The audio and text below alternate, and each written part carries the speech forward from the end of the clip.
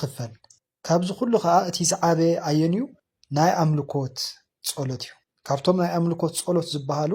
እቲ ሓደ ሰይፈ ስላሴ እዩ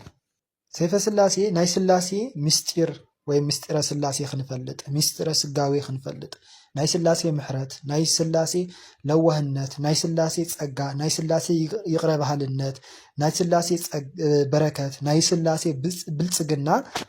ክንርዳእ ተረዲእና ከዓ ካብኦም ወይም ዝገልጽ ጸሎት እዩ መብዛሕትና ቃል ኪዳን ወሃብቲ ዝኾኑ ስላሴ ዘይኮነሲ ተቐበልቲ ዝኾኑ ቅዱሳን ኢና ነመስግን ማለት እዩ ናይ ጥሪ ዜና ስላሴ እንታይ ይብል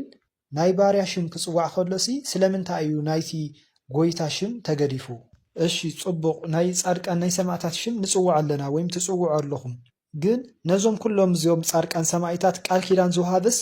መን ድዩ ንሕና ኣይኮናን ዲና ናትና ሽም እንድሕር ዳኣ ዘይጸውዑ ንሕና ኣይኮንን እንድሕር ዳኣ ኢልናሲ ንሶምስ ይኽእሉ ድዮም ይብሉና ኣለዉ ኣጋእዝተ ዓለም ቅድስት ስላሴ ማለት እዩ